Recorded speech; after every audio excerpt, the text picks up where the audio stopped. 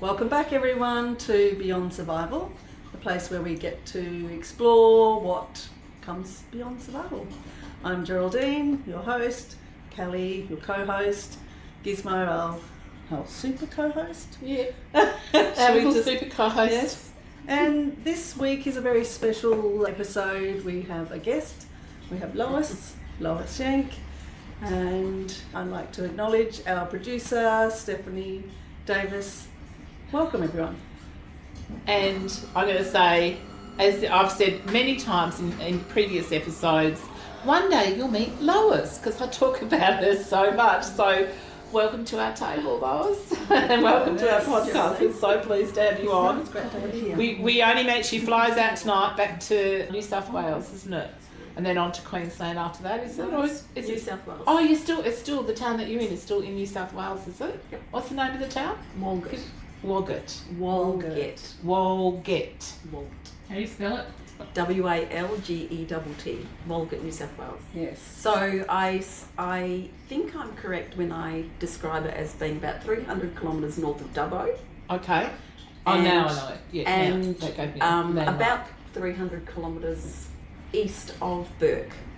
I think that's probably. Essentially, it's very isolated. For those of you who are living in different countries. Where I am now. There's a great Australian saying, the back of Burke. Yes, that's right. It's the back Well, of not Burke. quite the back No, of it's Burke. not the back of Burke. But well, you do get better reception The there. front of Burke. You do get better reception there than you did have when you were on the station. And well, that's only about 30 k's west made of the difference. Walgett. It certainly does. There's a lot of gaps in the transmissions. Yeah. Well, we're lucky to have you here, Lois. Yeah, I'm so excited to have you here. And I was like, this is the first time you've been on. But also, in the future, now we've worked out how we can even have people who are in different places and share a screen. Like you just, as long as you've got a computer or even your phone with a camera, we can do that. So keep that in mind for future efforts. But it's even more exciting for me because this is our first guest ever. And I'm really, really, really pleased that it's Lois, because you've heard me mention her, as I said earlier, so many times that you are all probably wondering, are we ever going to meet this Lois? But the other thing I want to do today before we move forward, mostly we're going to today, Geraldine is going to ask a lot of questions. I will tune in when I need to. But essentially we want to hear Lois's story, what her story is with both art and spirit. That's always our subject matter. The two have always from day one blended together, and even how our friendship started, really, wasn't it? Yeah. Well, it's great. And exciting. Yes. So welcome to our table. And we usually do start, because it's a bit like a high tea. We're having high tea.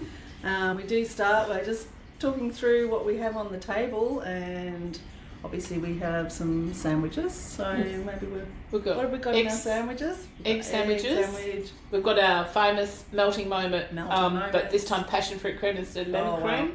We've got you've seen the ginger snaps before, and we've got pulled beef and mustard, is it? With that one on? No, mayo. It's just mayo. Oh, mayo, okay. And then we've got smoked salmon with cream cheese and dill. So thank you. And Lois, your niece gave you a very beautiful special tea. So tell us about the tea. So Tia is turning into a little bit of an apothecary thing. Well, Tia put it together for me because we were talking about I've developed inflammation in my hands. So she made me a little inflammation brew, which has got calendula and rose and this little butterfly flower that turns the tea blue. So it's very beautiful, and I wanted to share that. Yeah. Are you going to pour some? Hey? Do you want to pour some of the tea so we can see the colour, because we can hold that up? Smell of it. It's Can we? Yeah. So thank you, Tia. Is my that's beautiful. Yeah. Oh, and it smells like she's chosen genuine. Like separate herbs. Yes, they do. She mixed it up together. Yeah, she's mixed it herself, but she's also chosen. A lot of people buy ready-made dried herbs. It smells like she's dried them herself. She's doing the real deal. I don't know if you can see it, but see it's everything, blue. even the tea's art form on this podcast. Purple, actually. Hey? Oh, It's the colour combination of what Kelly and I are wearing today. Oh, that's the main. Again, There's some alchemy. Geraldine and I did not have a conversation again. I've got my new purple glasses and purple vest, and she turns up in a blue that's very close. I'm going And through now a the blue tea phase. is blue. Oh, I wish I could show you. Is there any way I could show? No. Did you get a little cup of blue tea? Well, somebody needs to. Yeah, we'll you take a guys- photo. Yeah. Anyone who's So- interested in colours and hues and So it's very the alchemy Oh, of it's tea. very gentle, isn't it? isn't it? It just feels like Yeah, medicine. that's beautiful. And I just have to mention, we've done a bit of a mix today. We always mention what's on the table. So we're back to my Mikasa vintage set, which I love. But Lois has brought her little tea set, which is what we're just drinking, this lovely Is this metal? blue It's a tea. metal one, isn't it? And No, it's not. It's ceramic. no, it's ceramic. Yeah, I just And realised. it is just the most delightful. Look how cute it is. And look at the little cute Yeah. teapot. Isn't that little- beautiful? That's We got Just- Lois, We love our no tea matter sets. where we've travelled in the world or been here or wherever we go, if you give Lois tea and toast, she's happy. Happy camper. And then often when she stays here, it's about 3 or 4 o'clock in the morning, we start having a bit of tea and toast and we talk for hours and hours and hours. And I'm Well- always amazed. But my mum, bless her, brought Lois when we were all over in South Korea together. My mum came over and we had an art exhibition. Mum was in the exhibition as well. And I spent a bit of time in hospital and Mum and Lois were out and about and I said, bye. Yes. Have fun. And afterwards Mum brought Lois a teapot and she came up to me in the studio and she said, Lois, this is a tea. I'm like, really, isn't she? And I said, yes, Mum, as long as you've got toast and tea. So if you ever get to meet Lois anywhere, just give her toast and tea and she'll be happy. Truly. So comfort maybe, food. yeah, maybe we've started to talk about how you two met. Yeah. And what sort of, a story. Oh, it's been a long Yeah. sort of time. Yeah. I sort of said, I talked about how we met at art school and how Mm-hmm. that the very first it took us 4 years to really like each other. Absolutely. Yeah. Yeah. So I walked in. I had to do visual literacy in the there's two streams. I had to do my visual literacy in the other stream. So I walk into that classroom and there's Kelli, Julie, and Jill. Mm-hmm. And I was seriously, We're 3 loud people. and in a classroom, and I have to find a space for myself, and it was like these 3 girls took up the entire space, and I couldn't Now, find. you're talking about energetic space, not Well, necessarily they're physical absolutely space. energetic space. Absolutely. So that Sound space, that maybe. was the formative introduction to meeting Kelli. Yeah. And so I'm, that was a real struggle for me to get past just Just how, all this big energy. yeah, and I think I've been a hider all my life, so, and that's still in a way that's my truth, is to go small, not go large. And I was the opposite. Yeah, so So- these 3 were all go large girls. Yeah, I've always called her the desert girl. She's desert and I'm urban city. Yeah, no, definitely. So that if I would go from that day one when I met you and I struggled with who you were and and how to find my place in the context of those big personalities, to the day that we're setting up our graduation art exhibition, and that day I think sealed my friendship with Kel.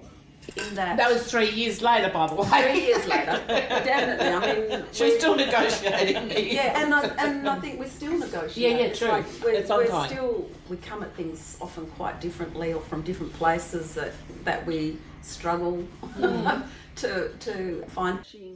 The dynamics in the graduation class, everybody wanted to present really beautifully and really well, and so there's only a limited number of. tricky. So space is political in these situations. So I could see that everyone's irritation with the 3 loud girls had come to a head, and I remember going to Kelli, keep your head down. They are gonna go you. Yeah. Like it was. They'd already gone for the other two. Yeah, You were and- warning me. Yeah. And anyway. Who's they? Who are we talking Oh, about? just the general populace. Just, but when you're pushed and the A tension group. is high, everybody is kind of. And it's 3 years of work. Yeah. You know, So- everybody's wanting, and they've got their family and friends And coming, in you know. classic Kelli style, she Might had be worked better. out where her piece was going. And there it was. You walk into the sculpture gallery, and directly opposite you, there they are, beautifully lined up, and it looked gorgeous. So that was the earmark space for Kelli. Anyway, I could see that was not going to happen. So, The lecturers were doing the curating. but it wasn't just. It wasn't just. I actually No. wasn't aware of that. I was more aware of the student dynamic. Yeah. So, anyway, this little space that Kelli had earmarked for herself and was clearly the only place possible to put it. Somebody else thought that ain't happening. Kelli's not having her piece there, and up the piece, an alternative piece goes. Well, Another artist, another yeah. artist, and great work. Like it's not. So Kelli then comes back into the gallery to install her piece, and I'm like, what's she gonna do? And Kelli steps in and goes, "Oh, Dave, that's fantastic. That looks really good. Not a squelch of offence." No, good. And it was like, Because it did look good. It looked Yeah. good. Yeah, Yeah. but that's, I mean, to me, that was like, there's a heart. There's a heart. That's gold. So Kelli then went over and just did her piece over in the on another wall, and again, excellent piece. Looked good. No problem. Yeah, they all came But it was- together in the end, didn't they? Of course Yeah. it does. It Yeah. always does. Yeah. But yeah, so that for me was a Yeah. real. That's the story. My go-to story for. There's a heart that's golden. I can walk with that. Well, and I So- think that was, just to speak into that a little bit, there for me also, that was the same thing. What I recognised within probably a year or two after our friendship, and really at that stage, I think it was more a colleague kind of style of friendship. It was more sort of us trying to work each other out. So we weren't quite at the deeper friendship level at that time. But I remember we always had morning and afternoon tea at the art college. That was lunch in between, and often you stayed on campus for that because they would put on tea and biscuits and things like that. And you could remember the little room off the quadrant, and you could just go and make yourself tea and come out. And I think you donated $1 or 50 cents or something. And every single time, Lois and I would end up sitting next to each other off the porch there, hanging over, drinking our cup of tea and having biscuits. And I remember thinking, well, for two people who don't particularly like each other, we keep coming back to common more conversation. Yeah. And as the time went on and we became a little bit more familiar with each other, a little bit closer, within, I suppose, a year and a half, I remember one day sitting there and just looking at Lois, and she was saying something. And it was something that I probably didn't agree with, but I sort of thought, I wonder if you'll remember this. no, there were so many conversations, and we still do that today. But I remember looking at her and thinking, even though we have very different minds, and I disagree fundamentally with some of the things that your mind, Some of the fundamental things. yeah, and she too with me. This was often where the debates and conversations would start. I thought, what?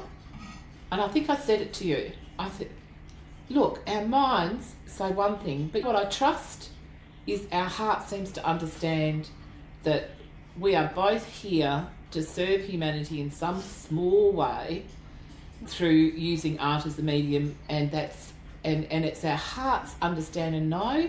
So even though our minds are very different and our pathways to getting to where we're going felt different, very different at that time, we learned later that was probably a lot more in sync than we realised.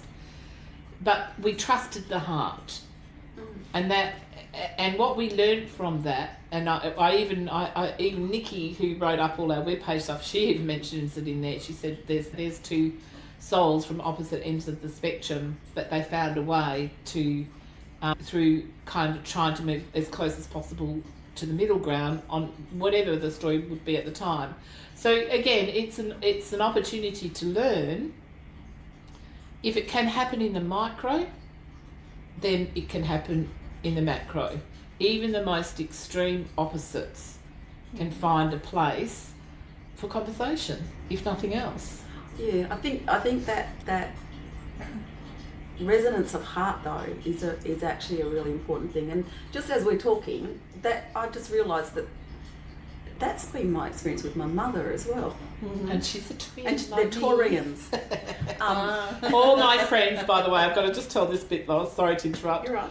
All my friends, all my closest friends are all Virgos, and they challenged me the most, but that's the point. You learn the most. Yeah. You get the most out, and in your life, you have They're all multiple Taurians. Taurians. And from my fundamental position, we don't follow stars. No, and So it's like it's an intriguing thing to me that this just a little side resonance. note. So but like my mother and I would often I had it was a real privilege for me to walk with Mum also into her final years. And I used to say to her, I'm sorry you're stuck with me, because I'd cared for my father, and I presumed my sister was the right person to care for Mum. And then my sister up and left the planet too. So Mum got stuck with me. And we weren't natural buddies. Like Mum is she's very private. And she's a great believer in go to your own corner and do your business and all will be well. Whereas I was like, can we please just put it on the table and yak? And that was painful to her. Yeah. Absolutely painful. And for me, not being able to do that was equally painful. But again, we both realised that although we felt like we were in tension a lot, our hearts were pulling in the same direction, which meant that we could let go of that tension because of the heart, but we would always work the tension through to the place of peace. That's the key. That was phenomenal. I salute her for that. And for you too, Lois. You too. Like, I mean, it's like that similar story to what you and I had. Is what you're talking there about. Yeah. And you both have to be in it for that to be possible.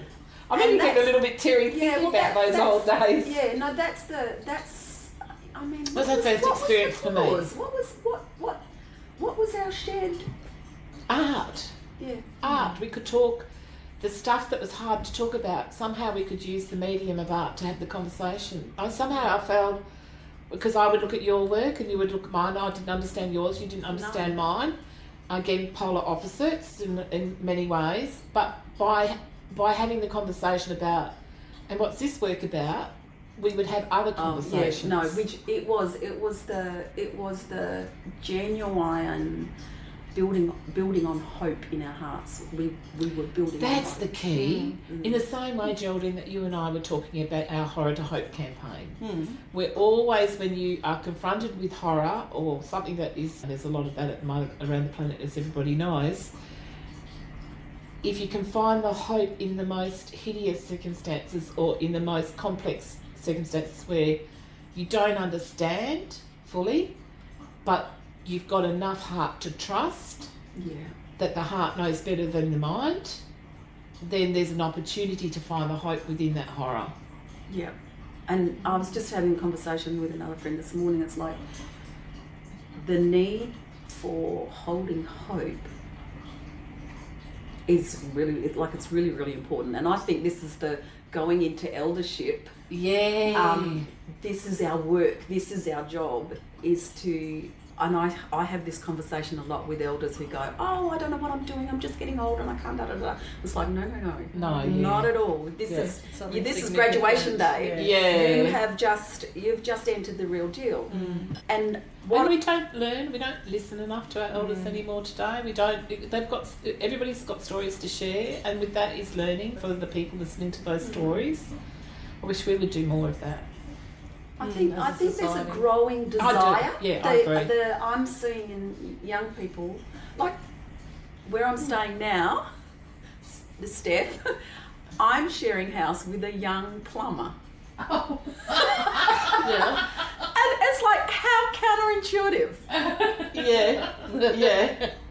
No, And I love I'm it. like, It's great. I'm like, not only am I old, I'm very conservative. So party boy, I am not a party girl. Yeah. You're not going to get anything from me in that. Like this. Here's a question. But how Do did you think how did you pre-art meet them? school, I mean, of course, age, taking into consideration age, because that's now nearly 30 years Don't ago. use the decades. Yeah.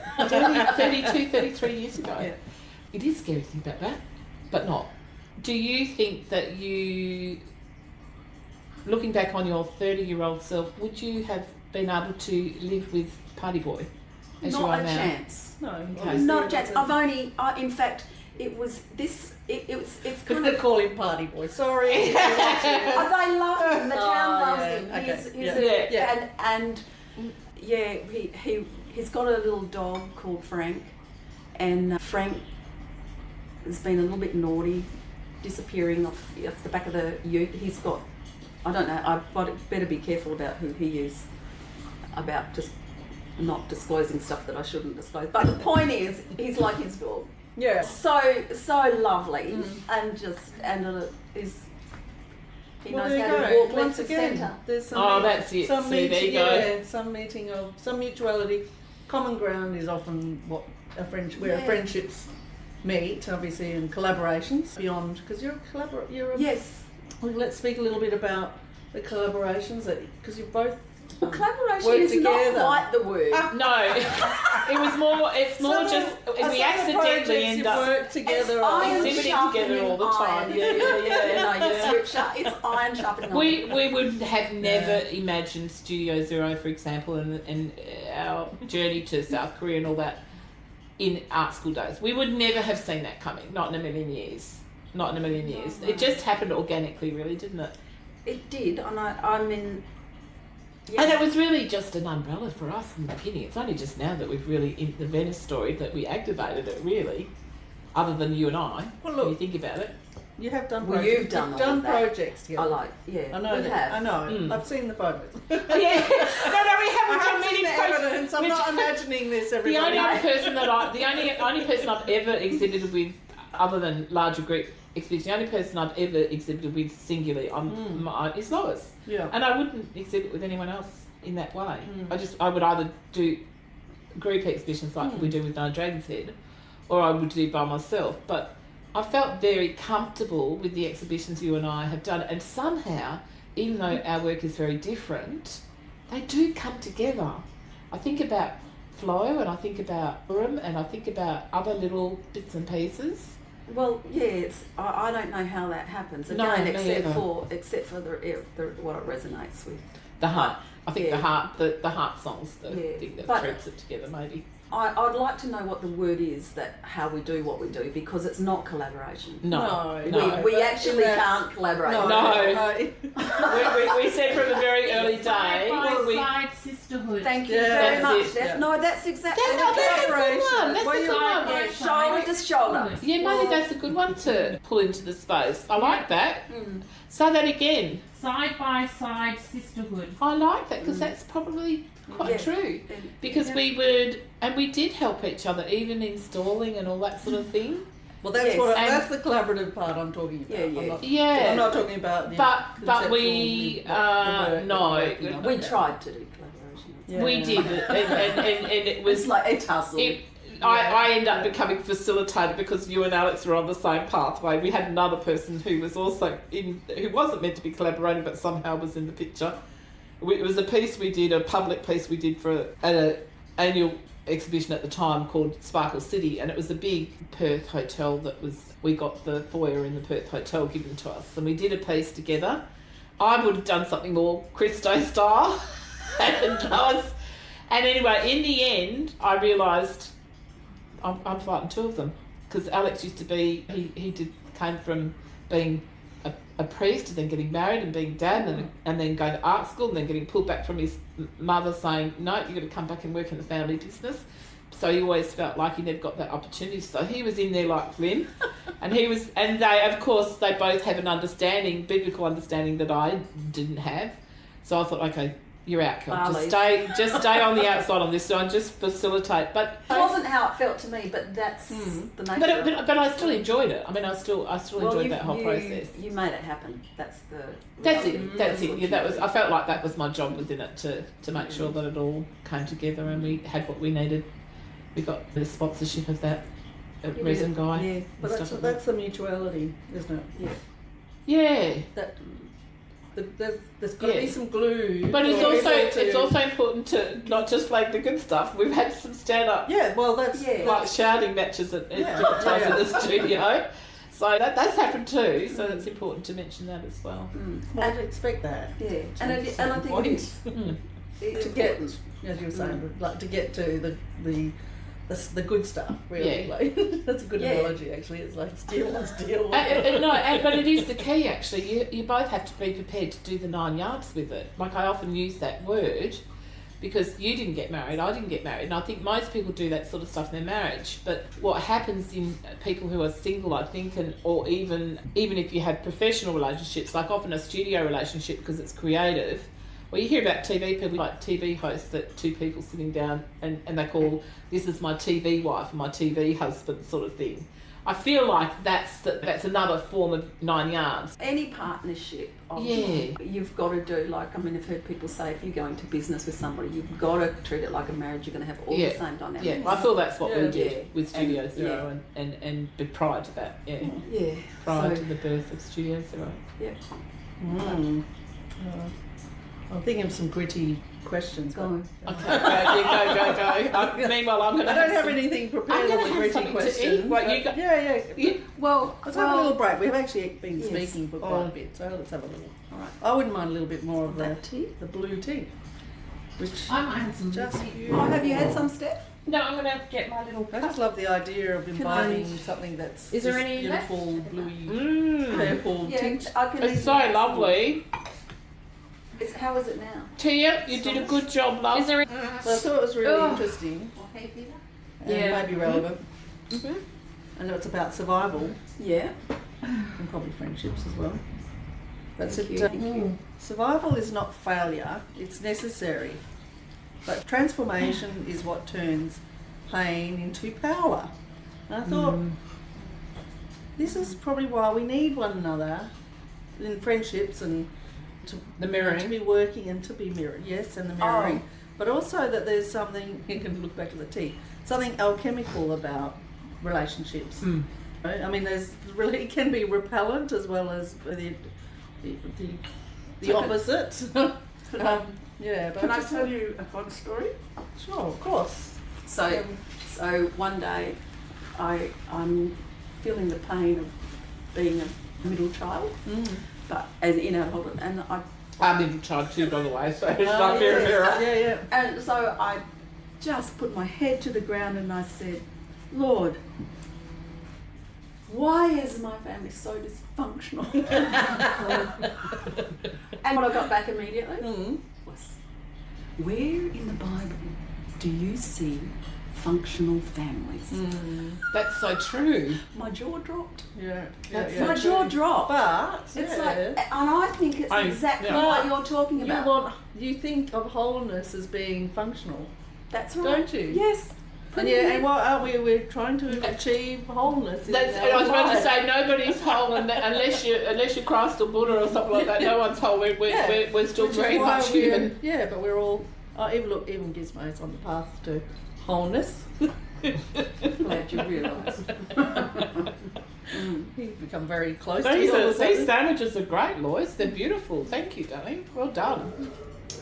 But I think that for me, what that little experience told me was actually you've got to really rest into, and that's easier said than done, the very real traumas of life. But wouldn't you rather now, I only know this now, actually through my friendship with you and with Chris, really. You two taught me I'm this. coming in for another sandwich. Yeah, go for it. You can't eat sandwiches, can you, Geraldine? Most of my friendships I can, but not were those ones, already yeah. flowing and beautiful. So I didn't really What was that? have any tension in any of my friendships. Oh, okay. And I would not. And going to art school was a whole new, like literally flipping my life upside down from the family. And Yes. You all know my Bring story them from that. Everyone, all my family and my community, they all thought I'd lost the plot, gone mad.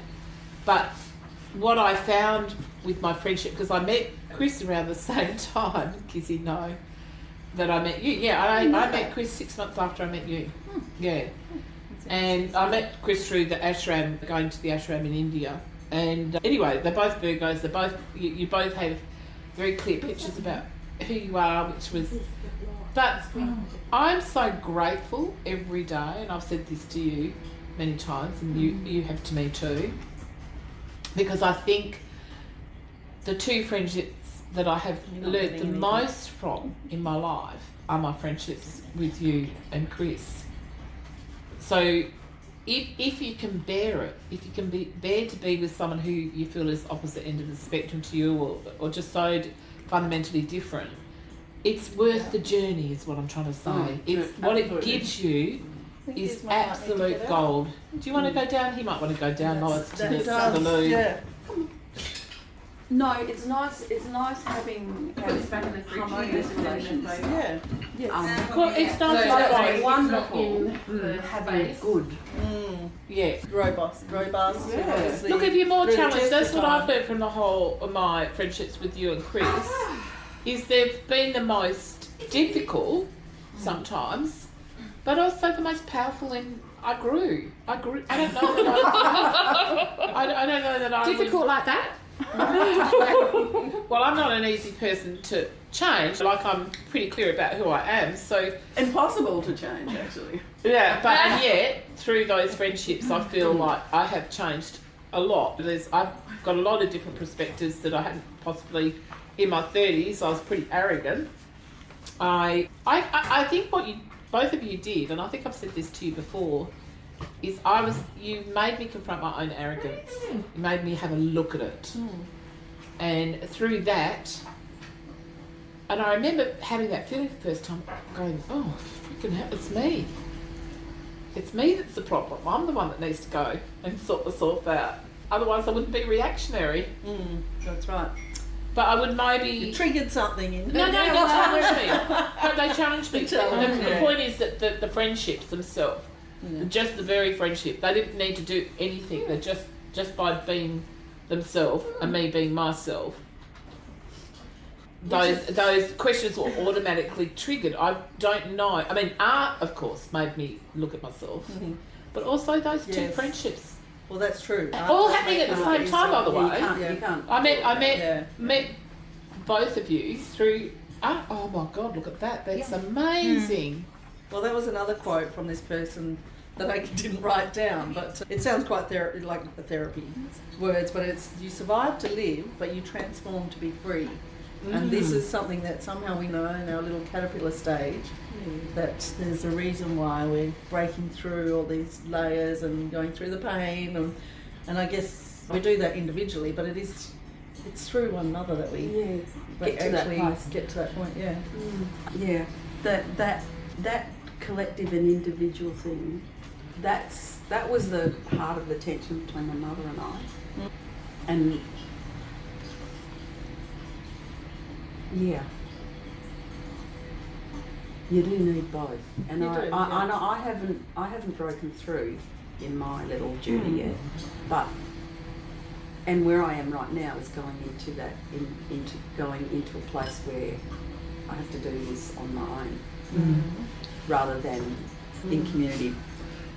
Yeah, talk about that a little bit more, because that was the conversation you and I had probably just before you took off to Kangaroo Island, because we were recognising that within our friendship we were becoming too codependent on each other, and from that we realised that the next part of the journey was to go and do our own things, and that has also been fantastic. Yeah, been very important to do. So. Yeah, both of us. Yeah. And I often think of that, the Foreigners Everywhere exhibition that you put together in Kangaroo Island was so, that just, for me, I don't know about you, but for me, I just looked at that and I thought, here we are, working with these other great artists. It's this tiny little post office in this place called, what's it? Emu Ridge. Emu Ridge, which they make basically eucalyptus oil, amazing. And of course I've worked with essential oils or pretty much since I was 16. And Lois converted the old post office there, which is how many years old? I don't know. It's got to be more than 100. Yeah. I don't know.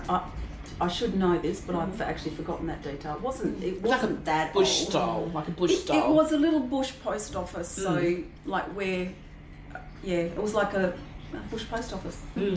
But they had actually relocated that little building onto that site.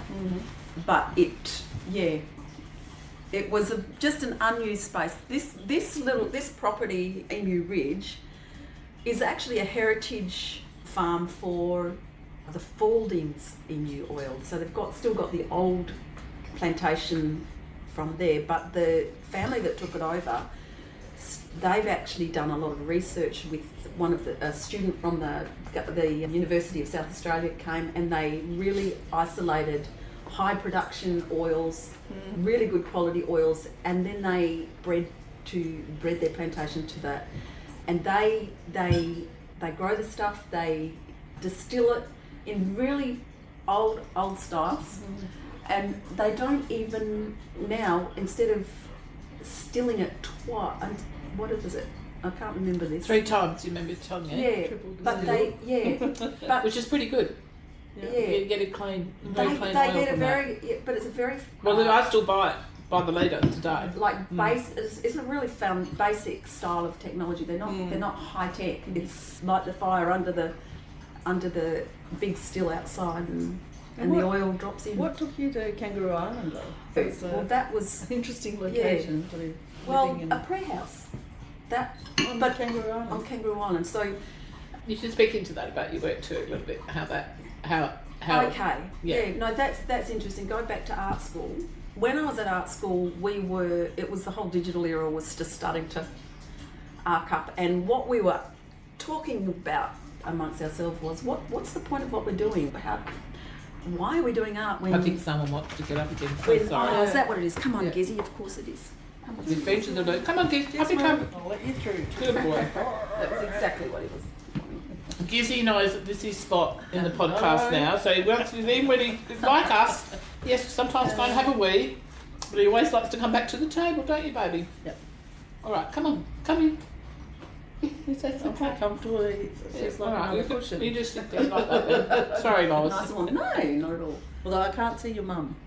I can't see Kel. He said that's okay. I'm just smelling I the can food. smell food.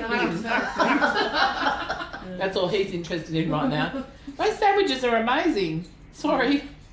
Lois, sorry. I know, I'm going to have I've another. got he's recognising I've got 2 spots I can sit now. Oh yeah, okay. He likes to be in That's all right. between. You look different there, Giz. Look at him, look at him, looking straight at the camera. He knows, he sees himself. No. I swear, he looks at himself in the camera, or he looks at Yeah. himself in the Who's mirror over all the there? time. He's done that since I brought him home. Who's that I can looking barely- boy over there?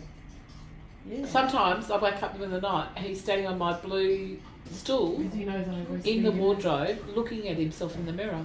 I swear to God. Yeah. Oh well. And Well, they That's do. I That's think a window friend. Yeah. That's Yeah, I right. can be right Probably beside you. looking at you. That's sussing it, out good boy. what- All right. What is Sorry, what's on the other Lois. side Let's of this. No. go back to what you were saying. This So, happens all the talking time. about- They talking get about art sidetracked school. with they talk a load of other stuff. Talking no, I edited all that. Don't worry about it. So, Anyway, back to the art school. art school. And what's the point of what we're doing now if digital world is coming in and the visual literacy, da-da-da. So with that, I thought that's interesting. So part of what was in my heart was what part of the question that I had in art school was, what does it mean to bring the Christian faith from Europe, Middle East Europe, to Australia? How does that work out in this continent? So that was part of my conversation anyway. So I said to myself, okay, I wonder how the Indigenous cultures used art back in the day, and what my 5 minutes research into that, what I'm saying 5 minute research is, it wasn't a D, it was just looking at how art was used. I concluded that the way art was used traditionally was to bring the unseen into the seen world. And I thought to myself, that sounds awfully like prayer. I wonder if I can do art as prayer. And so that's still my inquiry. Yeah. So that's your life work, really. I liked it when you used the words artist worship. Prayer, worship, and memorial as well. They are the roles that I see. And can I just add to that too, because obviously with all of you listening out there, you I'm sure you come, because when I looked at the stats, people were from all over the world. But I noticed that India and Brazil, there was a lot of you from India and Brazil. So lots of different kinds of faiths, Hinduism and Muslim, and then of course Brazil is a different story again. There's a lot of Catholicism there. And I remember being, what was I going to say? When we a lot of my struggle in the early days was I didn't have a good relationship with Christianity at all because of experiences I'd had as a child. I was investigating, and as a teenager went off to a Church of Christ. Was not a positive experience, and then after that never went. But I always liked the biblical stories. But the only person that I could ever hear them from was you, and I thought, what makes you so different to those who call themselves born again Christians, right? Why is it easier for me to hear the stories from you, which I can then sort of make correlations for me with the Hindu stories, the Buddhist stories? There's a thread there that rings the same bells for me. And I thought, maybe it is your background in fundamental Christianity and you come from that missionary sort of route. It's very pragmatic. Your approach to it is very pragmatic. It's not about, I feel like sometimes it can, and I'm sure there's other people who have this experience when they've encountered born again Christians and then they put all Christians in the same bag. And my experience for you is that that's not the truth. And I would not, if it hadn't been for our friendship, I would not have known that. I would have had a lot of judgment around it. Well, I did in the beginning, but your way of storytelling, which is also what you receive when I look at your art, you're using art as a medium for, like you said, worship and prayer and memorial, but from the viewer's perspective, what you receive is the deeper understanding of that, rather than I don't know how to say it without being offensive, without it being feeling Didactic. Not being didactic and not Bible bashing. It's you're not trying to Bible bash anyone. You're just telling the stories that you grew up with, and that hold value in real life, everyday situations, and how you can apply those biblical stories to. And I would never have heard those stories had it not been able to hear those stories had it not been for our friendship. I mean, the chances of me reading the Bible are pretty much nil, right? But I can sit and listen to you tell the stories because you're a storyteller and you tell them in a way that I've never heard them before. And I think that's really important. And that also, your work works the same way. I think your artworks work the same way. It's not, you're not trying to bash anyone over the head with you, just quietly going about your business. It really is art as worship. Her work is really, you can feel that when you're in the presence of it. And I can tell you a story when we did Gumbok in the early days of art school. Gumbok? So we were Gumbok second year students, Gumbok Gallery, Wrong Gumbok. Yeah. And of course, the two lecturers at the time, Stuart and Kevin Draper, were connected to Gumbok. So I'm like, Gumbok. I know it's Gumbok. Gumbok. Yeah. And anyway, and so every year they would have the students out there to do an outdoor exhibition, sometimes indoor. So we were part of that. And Lois had done these amazing works that were on sticks, and she'd made these vessels, bowls out of leaves of some kind. Green clay, actually, and it was with paper bark, waxed paper bark. That's it. And anyway, Lois takes a long time to do her work, to put her work together. But when she does, it's worth it. And I remember Kevin Draper and Stuart standing with me, and Stuart said to me, "Well, she doesn't do a lot of work, but when she does, she really nails it. And I said, yeah, it's the aha moment sort of thing. And I remember you explaining that when you were speaking about that work, about you were doing the business with Vessel at that time. Vessel being both the container, so therefore being able to receive and give within that as an instrument. And she had these bowls beautifully lined in a line right down, sort of, it felt like it was near a creek or something. It was the creek. From memory. I'm going back 30 years ago now, so I hope my memory is correct on it. But what I, like you had that experience with me in the studio of like la la la sort of thing that you were just talking about. That was my experience of, I know who she is now through her art. It was, and not just for me, but also for the lecturers had that. They didn't know who you were as an artist at that. They were still looking. Who's Lois? I remember them having little conversations. Well, I wouldn't give a lot away, I don't think. No, and so they were still trying to work out what's Lois all about. What's she up to? And of course, because I was friends with her, they would come and say la la la and ask me. I don't know. Ask her. It was probably the first piece that I did within that conceptual context. direction. Yeah. So. And it worked, Do is you what I'm have saying, is everybody recognised, they were all standing around, you know, when we go around and they do assessments on each work, basically panel assessments really, aren't they?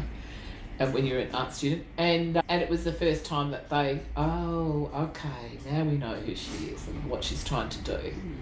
That was the breakthrough moment, for not just for me, but for them as well. So that's when I first understood, okay, that she really does mean it. That Well, do you think we might be able to put a link to some of? I haven't. Not necessarily that. yeah, No, look, but some I'm of the work, upgrading like usual with just us. so people watching actually just Have an image. Yeah. Look, it's so, I will be putting a video at the end of this it's episode, like we intriguing. I always do. want to see work when people start to describe something. I actually want to see what it's actually. form. But there's nothing like standing in front of a piece. This is why we get, if you can. Well, when you go, to a gallery when you can. or see work in situ. But the work that we're talking about today of Lois's work, I will put a collection together in a short little video at the end of this video, as we always do. And even now, when we're talking, I'll make sure I've got images on the screen about the pieces we're talking about in particular. Because I have more of Lois's pictures than she does. And we haven't yet. I've been very slow. We've got our films up on the webpage, but we've been working with the things that go on the webpage tend to be for everybody else and events and things. And I thought, geez, I haven't really put our work up. I've got them on Facebook. Anyway, somewhere down the track, I will add our still photos to our video page, and people will be able to go and have a look. But definitely in this video. But anyway, sorry, Lois. So go back to what you were talking about. Yeah. Well, we were talking about Kangaroo Island. So yes. What had happened there was my mum had passed 12 months earlier, and I got an invitation to go to this particular event. Now, for those if anybody knows church culture in the 70s in Australia, there was a little songbook that we used to use called Scripture in Song, and that was basically scripture put to music, and it was the vision and the work of a couple from New Zealand. And anyway, the gentleman of that couple was coming to this, and I was like, I need to go and thank that man because that was a way that I got like scripture into my being. So anyway, so I went, and it was against all. I didn't know how I had no money. I was taking my car. It's still odds. And I had the sense of it's a one-way journey and get rid of everything that you've got. Wow.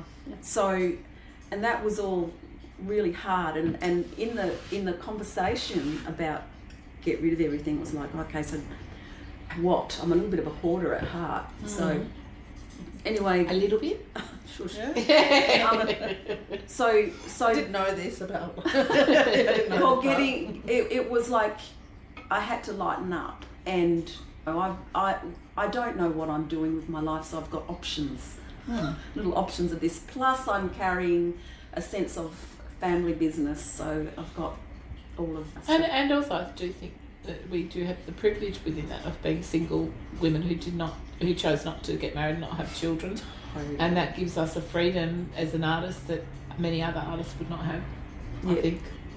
Well, you couldn't have done.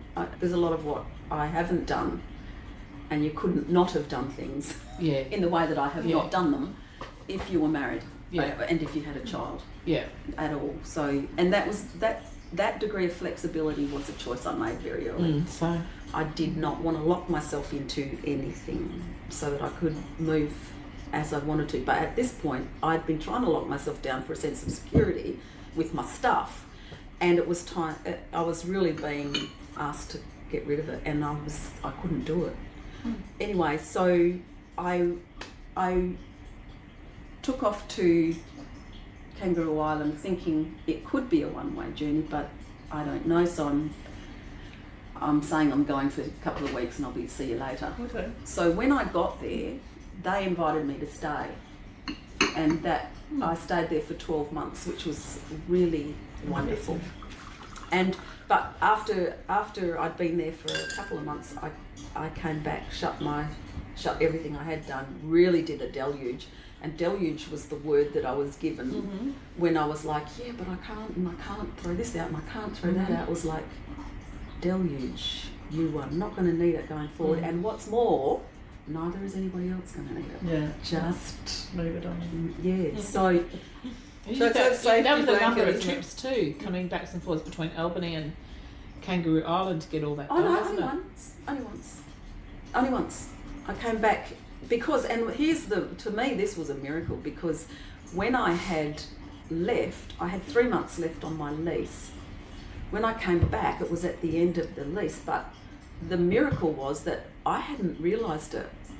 Prior to that, I'd been paying double rent. So for those 3 months, I didn't have to pay for the rent to the end of my lease, not being there. Oh, how did that work out like that? Because I'd organised with Centrepay to take it out, but I'd had part-time work. And So so I you- was paying it and Centrepay was paying it. As well. So Oh, how wonderful. that was absolute miracle for me. So that So they took you to Kangaroo Island. Yes. And what So- was that to create, or what was no, that? that was for prayer. That was for prayer training, and And you really liked that group of people too. Oh, I remember that- you felt like you'd found home in that moment. There was a couple from, I think I'd be right in saying from Tasmania. There was a couple from the Solomon Islands, and there was another couple from South Australia that Or drawn to. that were there sort of running it, and I was there as a guest, but part of the support team. So it was very good. And I learned from that, in terms of prayer, that showing up for prayer is often all you have to do. You don't have to be fancy, or you don't have to be anything. You just have to show up with the intention that this is my heart cry, and I'm bringing it here. And I've found that amazing, because I think often you think you've got to either have the right words, you've got to have the right attitude, you've got to have the right room, the right candle, the right but even the right state of being. yeah, and it's like none of it, just Doesn't show matter. up. And that for me became a pretty important lesson. Just show up. Yeah. Just show up. So It's very liberating, actually. really, yeah, because And just trusting in the process. as well. totally Yeah. trust the process, because we're being made as much as we are making. Like life is profoundly creative, and I think if we knew how creative it was. And we didn't know what you were going to be doing, or whether you're going to be coming back, or whether you're going to be travelling around your car. So as her 60th birthday present, the Urban Tribe here, who often helps us raise money for I'll arts tell you and where stuff, this is too.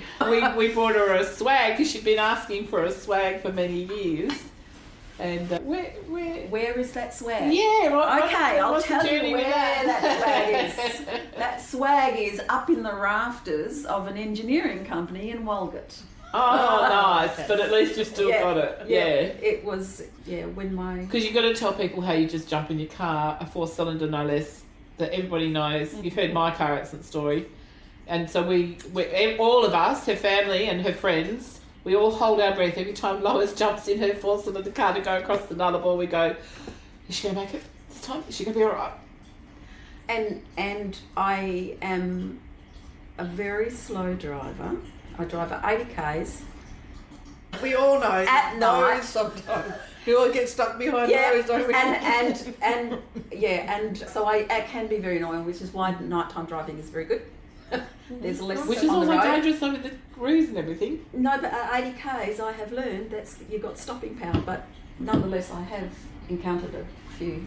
Just recently. Yeah, so yes, recently it was a pig, but You got to tell that story. Okay. I have to take accountability for I wrote the same car off twice. RAC, I have to go fair call. So I wrote it off once when I and a kangaroo met. And it was like we both saw it, looked at each other, and I had been promised that I would not kill an animal on my journey. So when I hit this kangaroo, I was cranky. And anyway, I turned around to go back, but he had jumped off. So he was okay. He took my light out. Was it a red or was it smaller? Yeah, no, it was a big one. Big red. Yeah, it was a blondie red, strawberry blonde. And yeah, I was very grateful that it had hopped away, and I mentioned it to. I went up to Kimber and got my light. The guys at Kimber were lovely on that occasion. I pulled into the mechanics and he said, "Here, tech screw, hold the Hold it all together. and go up and see the auto electrician. He'll sort you out." And so went up to see him, see what I could do and salvage. And he got it so that my indicators were working. I had one light out, and they got me home. So and when I was at Sejuna, I was at the petrol station with one eye and my car, and there were the cops, and so I thought, I'm going to ask them. So I said, what's the thoughts? I've tried to get a new light and there wasn't one available. Can I drive this home? And he said, strictly speaking, no, you can't. But as long as we can see that you're intending, and so go. So I had a nod of approval. So I drove it. The idea was that I was going to drive it back to Perth, get the insurance sorted, come and drive back. Anyway, they wrote it off. I bought it back, fixed it up, took it over the pits. It was fine. Okay. So when it came to this occasion, and what I was going to tell you was that when I hit that kangaroo, I was in fear, and I've been told no fear. You're not allowed to journey in fear. No, it's not okay. Well, I did share in the second episode. Oh no, it was the first episode we did, wasn't it? I wrote out, I said, it was you that taught me that for those very early days where you said, Cal, all I've got to say is just choose love instead of fear. When we were making that decision about Kingsperth Hotel as the studio. They're easy words to say. Of course, Yeah. of course, but sometimes the great kind of phrases come from people who are working that through themselves, right? I'm sure I heard it somewhere. It stayed with me to this day, and we've used it a lot. But we talk about it a lot. It's strong. It's a strong word. I always check in now. Yeah. If I'm feeling fear, I go, okay, this deserves some attention. I need to look into this. Why am I feeling the fear? Is it genuine? Is the fear meant for me to move through the fear and find the love in it, or am I meant to just walk away and choose love over fear? If you're making decisions out of a place of fear, they're probably not healthy. But do you need to walk through the wall of fire to get to the love sort of thing? But what it does, that phrase stayed with me, and it always acts as a little marker for me and a reminder that when I'm in a place of indecision about something, I always check in now and say, is this decision or is this thinking coming from a place of fear or from a place of love? And from there I can navigate my way through. It is a good navigation. It is a good little thing. It's magical. Well, it's an age old. It's in every. It is. Love song. But having a phrase that you can anchor it on, I find very helpful. That's when I talk about pragmatic spirituality. That's what I'm talking about. Well, it's interesting because I think we normally consider the opposite of love to be hate, but it's not. It's just fear. Yeah, hate's a funny emotion, isn't it? Yeah.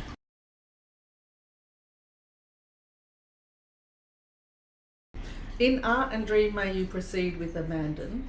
In life may you proceed with balance and stealth.